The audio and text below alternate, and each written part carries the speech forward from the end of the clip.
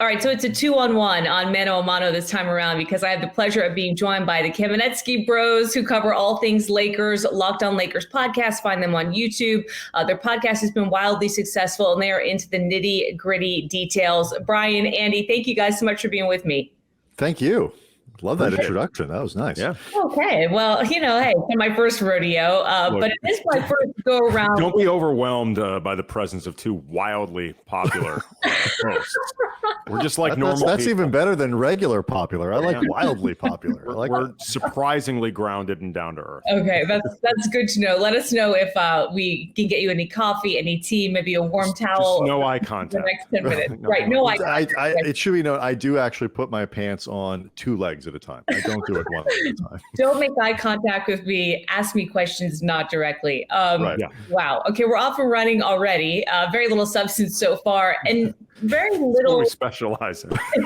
Very little substance so far in a potential scenario that would get Kyrie to LA. But still, here we are. I mean, guys, I can only tell you from the point of view of living in New York, just up close, what a dumpster fire this has been for Brooklyn. When you think about 3 years ago, staging perhaps one of the greatest free agency coups in history, and now you're in a situation where how this thing ultimately ends may end up shaping what the NBA does in the future in terms of how they handle these superstar sort of gatherings with the way that this has exploded. All that to say, and, you guys just kind of jump in because I know that you work off of each other, but where are we in terms of Kyrie potentially landing in LA?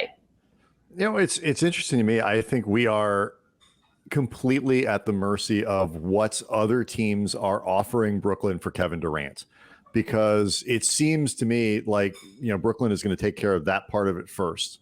And there have been reports throughout the week that Durant, that the Nets would like to try to go into the regular season and see if they can kind of make him forget about some of this stuff and go win some games with Kyrie and Ben Simmons and a good supporting cast and work through it and hope that, 40, 45 games in, they're near the top of the Eastern Conference and some of that trade talk dies down. And if that's the case, if Brooklyn isn't going to be given an overwhelming offer for KD before that happens, then Kyrie, I think, stays where he is, because it doesn't make sense to me, Andy, that Brooklyn would trade Irving if they're still trying to keep KD happy. Not unless they expressly hear from KD that he's okay with Kyrie being on another team and that he would continue the partnership. But, I mean, given how, frankly, wishy-washy Kevin Durant's been throughout this entire process and how difficult it's been to figure out exactly what he wants, I'm not even sure I would chance it then. Like, as long as you feel like there is still the ability to get Kevin Durant back on board and continue the relationship that you have with him, I don't think they're going to move Kyrie unless they just get an incredible offer and, that maybe a type of offer that can actually help them now and down the road, where Kevin Durant doesn't feel like, okay, maybe I'm not getting back a player as good as Kyrie and certainly not somebody that I'm as good of friends with, but it's not a move that's completely about the future and doesn't allow me to compete in the present. And that, by the way, is almost certainly not going to be Russell Westbrook. So no. Yeah.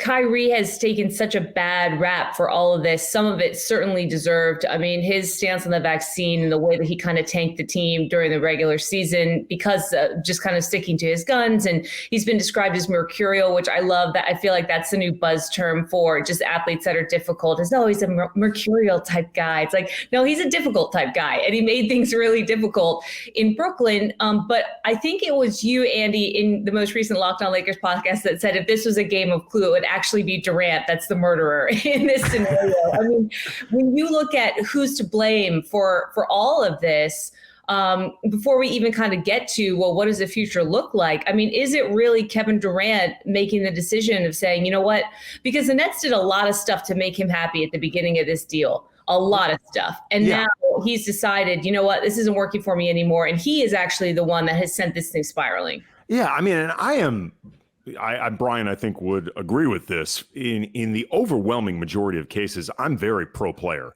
when it comes to this stuff, or at the very least, not anti-player in a way that I feel like they owe overwhelming loyalty to franchises, stuff like that. I mean, teams will trade guys at the drop of a hat. We saw what happened with the Clippers and Blake Griffin several years ago. They did this whole like, this is your life pitch with him where, they had him not only as the greatest Clipper of all time, but, in this montage with people like Gandhi and MLK. And I mean, all this, it was ridiculous. And then they ended up trading him, I think like 6 months later. So they don't owe these guys, these guys don't owe teams in terms of loyalty, but there is a certain amount of professionalism. And, there's a contract that actually does need to be honored in a professional way. And in the meantime, I just think it's really hard. I'm not on the inside of the Nets or anything like that, but it's, to me, really difficult to figure out, A, what Brooklyn exactly did to Kevin Durant that has him so upset, and B, why he is more upset with the Nets than Kyrie Irving. Like, I think he really needs to give a hard thought to who exactly is screwing him over. Because, again, as somebody who is not, close to the Nets situation, but follows the NBA pretty closely and also I think has a, reasonable amount of logic in the way I think about things, I feel like Kyrie has messed this thing up more for Kevin Durant than the Nets have. Like the Nets, I understand their reluctance to commit full time to Kyrie Irving for a variety of reasons, including I don't think Kyrie really wants to play basketball full time. In all honesty, he doesn't present himself like somebody who does.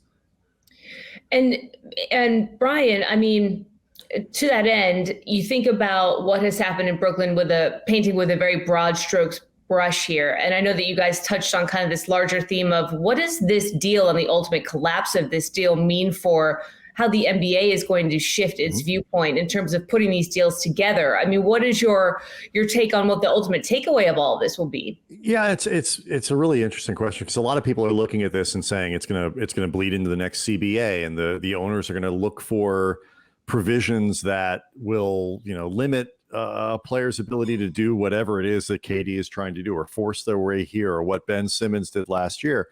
And there may be some truth to that. I don't know exactly what that would look like, but I think some of it just starts with teams really reevaluating how willing they're going to be to completely make over their teams, to completely do things at all costs to get the next star. I mean, I think the Lakers are a cautionary tale. I think the Nets are a cautionary tale. And you look at what Philadelphia has done, for example, with James Harden. When they made that deal, it was assumed by everybody that Harden was going to get that maximum extension for like $250 million, whatever it is. And everybody assumed at the same time that it was going to be this terrible contract the last 2 or 3 years. Philadelphia would be saddled with a declining James Harden and making $50-something million a year. Turns out Harden only got 2 years, and the Sixers, he and the Sixers kind of came to an agreement.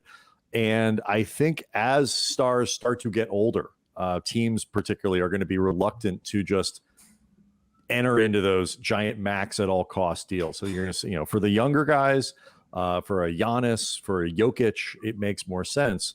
But I think teams are going to learn from what Brooklyn did and what the Lakers have done in the Westbrook trade and not do those things quite as willingly as they used to.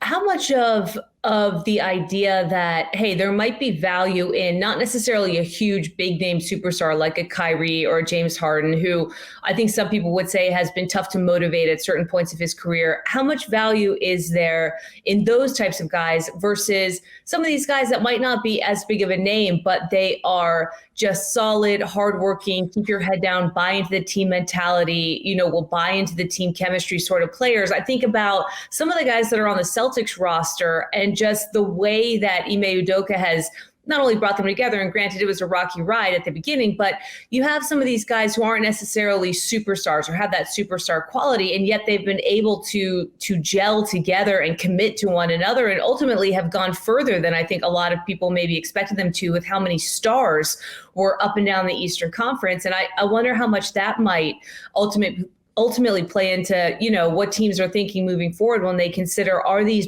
big sort of alliances with these superstars actually worth it? And I guess that kind of depends on the individual players involved. I was going to say, I think, talent matters in the NBA. It is a talent-driven league, and it is exceptionally difficult to win without some degree of superstar or just a tier down from superstar level talent. But depth also matters. And I think personalities also matter. I mean, we're not too far removed from people wondering, A, whether Jason Tatum and Jaylen Brown actually work together as a duo, but do they even enjoy playing with each other? Like, there have been some speculation about whether or not they were really functioning that well together. But you look at that roster, for example, Jason Tatum is an all-NBA caliber player. Jaylen Brown is just a tier below that.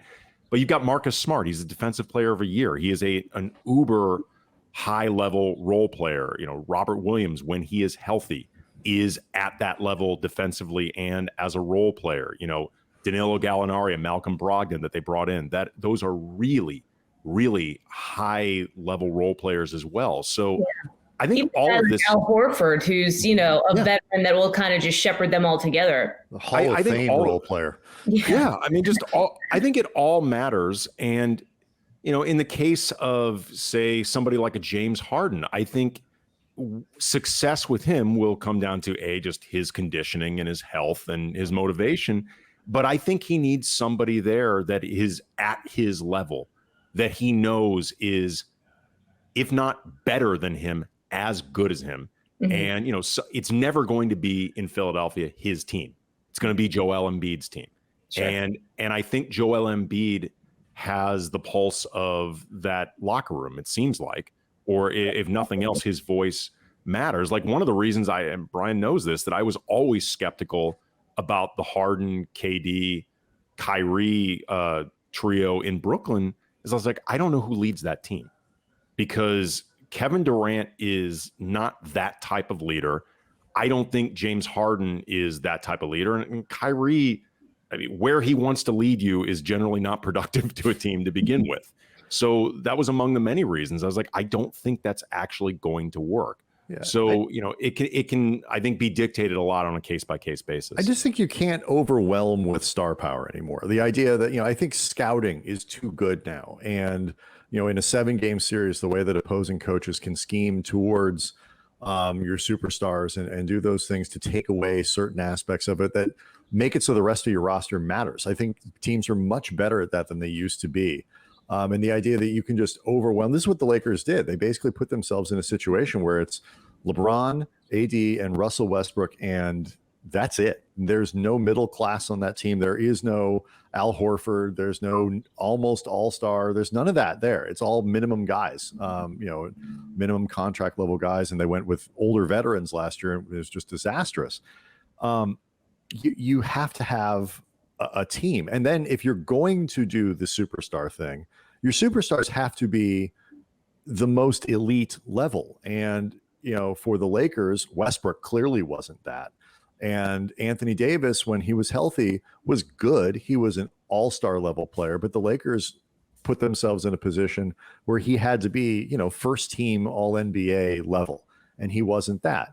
And so, you know, you can try that avenue, but it's really difficult.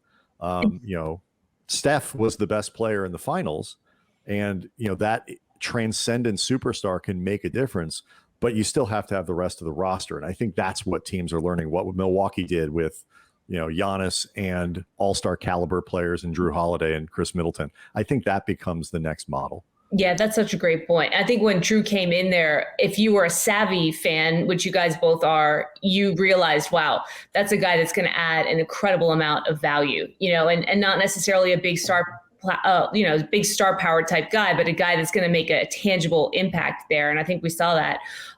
So just last point on this before you kind of transition away. And I know because you guys mentioned AD, I am curious about what you think his sort of future holds now. But as it relates to Kyrie, kind of final thoughts on all this, I'm assuming you both think that Brooklyn will ultimately take its time, because a lot of people were pointing to this Rudy Gobert deal for a handful of first round picks and saying to themselves, I cannot imagine what the price tag would be on a player like Kevin Durant to start to move this thing around with the limited number of teams that can actually make something happen and interest the Nets. So kind of a two-parter here before we wrap this up. do you guys both think that this is something that's going to be a slow played thing for Brooklyn, where they really evaluate all options before doing anything at all, trying to, like you guys said earlier, entice Kevin Durant to maybe stick around? And B, if there is some scenario in the next couple of weeks as of this taping where Kyrie could end up in LA somehow, in your opinion, is that something that the Lakers fan base should be really excited about or should be really weary of? Which part do you want, Andy? I would say, as far as the excitement over Kyrie, for me personally, it would be, how long is this commitment to him? Like, I don't know the exacts on whether or not they can start talking about adding any type of extension or anything like that. But I would say that as long as you are starting out with a short-term commitment and then working from there, Laker fans should be excited about it, because he is a better fit alongside LeBron and AD than Russell Westbrook. I mean, pretty much all of Westbrook's weaknesses are Kyrie's weaknesses, I should say, are also Westbrook's. But Kyrie is so much of a better offensive fit than Russell Westbrook was. So in that sense, their upside rises with Kyrie. So I would say, as long as the deal does not put the Lakers in a bad position for having done it, I guess, whether in terms of how long the commitment is to Kyrie, or just if you absolutely got destroyed in everything you had to give up, yeah, they should be excited about it. It's a better fit than Westbrook. Yeah. And, of course, this is a guarantee that, the trade will happen, 8 hours after I say this. But I think that I think the odds favor this taking a little bit of time. And it's an interesting trade because, even removing the Kevin Durant aspect of it, neither team has tremendous amounts of leverage here, because nobody wants the other guy. The Lakers are really the only team that currently has any interest in trading for Kyrie, and nobody wants to take Westbrook off of the Lakers' hands. And so it's sort of this slow play. And I think one of the things that Brooklyn is kind of counting on in terms of trying to get the Lakers to throw everything they possibly can, with both first-round picks that Andy mentioned that they have control over, a young player. They don't have many to offer, but whatever it is that Brooklyn would want. I think their hope is that they get closer to the regular season. The pressure builds on Rob Pelinka and the Lakers front office, and people look at it and say, this team can't win. With Westbrook here, we cannot win. With Kyrie, we have a chance. LeBron has reportedly been very supportive of the idea. And you start, that he's due for an extension. Is he going to sign it if the Lakers can't execute a trade? So I think that's what Brooklyn is hoping for, that this pressure builds on the Lakers as the reality of this season gets closer. But ultimately, we're talking about two very distressed assets that nobody else wants. The Lakers have a limited pool of things that they can even offer, and it sets up for one of the more fascinating potential trades, because it's all based, I think, on a third guy anyway. What do you guys think about Anthony Davis's future with the Lakers? I mean, should he remain on the roster? Should he be starting to be floated around as maybe like a potential trade piece? Is there a scenario where that even makes sense?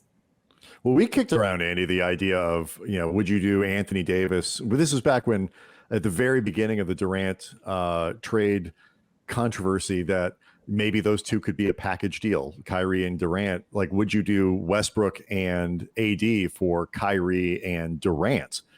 And my answer to that was sure. I mean, I think people are frustrated, I think, in LA with Davis, because he's not bad. He's not a trash player, garbage. No, he's really good. He's a Hall of Fame caliber player. But the Lakers need him to be kind of on that level of the 5 or 6 or 7 best players in the league. Top 15 isn't good enough. And there's just too many nights where Davis puts up numbers, but you don't feel him in a way that you feel Giannis or LeBron or Jokic or whatever it is. And they need that impact from him every night if they're going to have a chance to get back to where the franchise expects this team to be. Yeah, I mean, really quickly, the other complicating factor with Davis is just the idea that he was supposed to be the guy that takes that mantle from LeBron. Like, he was not brought in just to be LeBron's running mate, even though obviously that was a big factor of it, and it led to the 2020 championship. He was supposed to be the guy that you are transitioning towards, where he really feels like he is the engine for the Lakers' proverbial car, and LeBron is the guy steering it, which is what you would want at this stage with LeBron entering season 20. He's going to be turning 38, insane amount of mileage and, responsibilities. And that just has not happened. So you start wondering, okay, is Anthony Davis closer to what Pau Gasol was with Kobe, which was an incredibly important part of those back-to-back championships in 2009, 2010. You could not have found a better, second option alongside Kobe Bryant than Pau. He was perfect, but Pau was not capable of being the guy that you would build a franchise around that could take you deep into the playoffs. I think AD may be closer to Kobe than Pau was, but he's not nearly close enough. And I think that could be the bigger concern for the Lakers looking forward beyond just what happens now. I feel like that's a really difficult, look, this is the job, right? But I feel like that's a really difficult ask for maybe only 3 players tops across the entire league to assume that kind of man, make that kind of impact. And then also just take everything that goes with it. And you guys would know more than me about what it's like to live in that town and be that guy on the Lakers roster. But he doesn't seem to have that sort of part of his personality where he would welcome that with open arms, unless I'm wrong about that. In your mind, how many players really are there in the league, Andy, that could come in there and execute that Lakers vision perfectly? Not to mention the fact that it's really tough to get that going when you got injuries all over the place. Well, it's not easy. There's a reason that there's only a handful of these guys to begin with, and they're so incredibly valuable, and we know who they are. But that had nonetheless been the hope. So then you start having to think about, okay, if it's not going to be Anthony Davis, who can you put alongside him? Because there aren't that many people in the league better than him to begin with. Right. That's the problem. It's like, how do you have frustrations about Davis and this and that, but it's like you can just find guys available all over the league that are better than him. Right. So it's clear. Players of Anthony Davis's caliber are incredibly hard to find. I talked about Pau Gasol. Pau Gasol is a Hall of Fame player. He's incredibly hard to find somebody that good, but there still is that next level up of guys that you can build around, and their presence on a team guarantees you health, there. A certain amount of success by virtue of just their presence. And I think the Lakers' hope had been that Anthony Davis would be that guy. And so far, the evidence just isn't there. I don't want to keep you guys too much longer because I've already kept you double past what I originally promised. But just two more kind of thoughts to throw at you. And Brian, just for Lakers fans that are really frustrated by how short they fell at the end of last season, the way that they're currently constituted right now, without something unforeseen that will probably happen, like you said, 8 hours after we tape this all together, with what they have right now, the pieces they have right now, assuming that everybody can be reasonably healthy, how good are they going to be heading into next season? Or is this are we heading for something really disappointing again? I think you're heading for something really disappointing again. They could be better than they were last year. If LeBron and Anthony Davis play 70 games each, 65, 70 games, and are available, I think they're back in the playoffs.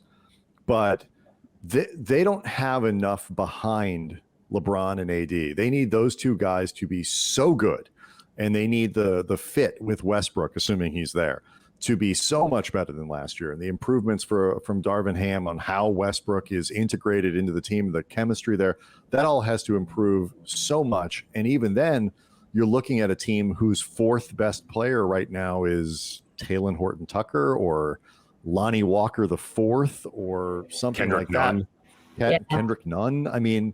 The drop off from the big 3 to everyone else on the roster is so massive that I don't think the Lakers can compete with Phoenix or Denver or now Minnesota or I'm basically half 3/4 of the team, Zion, even New Orleans or a lot of teams in the league that have prioritized Dallas. That depth. It hits exactly what you said, Brian, which is that you have to have a bench. You have to have that depth. who's ultimately responsible for maybe over-investing in a couple of key players and neglecting the fact that you need to have other guys, you need to have role players. It's a combination. It's LeBron for wanting the AD thing. It's for the Westbrook thing and AD. It's Rob Pelinka for agreeing to do it and wanting it, I think, himself, in this sort of stars at all costs mentality, stars solve all of your problems mentality that has driven this team for decades. But that is not, it's a model that can work. But you look at these teams that the Lakers have had that have been so successful in the 17 titles and all that. Yes, they had stars. They had stars after stars after stars after stars. But they also had really good rosters and role players behind them and the glue guys that kind of kept this thing together. And the Lakers have just gutted their middle class and have put themselves even to make it even worse on this treadmill where they can only keep generating 1 year guys and you can't build chemistry and continuity from year to year. It's not a good place to be. And so I blame a lot of people. You can blame LeBron, you can blame the front office, but I think a lot of it gets back to this sort of over-reliance on a formula that is kind of outdated to some degree. And I think they misunderstand the ingredients to their own historical success sometimes. Oh yeah, that's really kind of interesting and profound. I mean, it's a formula that can work, but is not by any stretch guaranteed to work.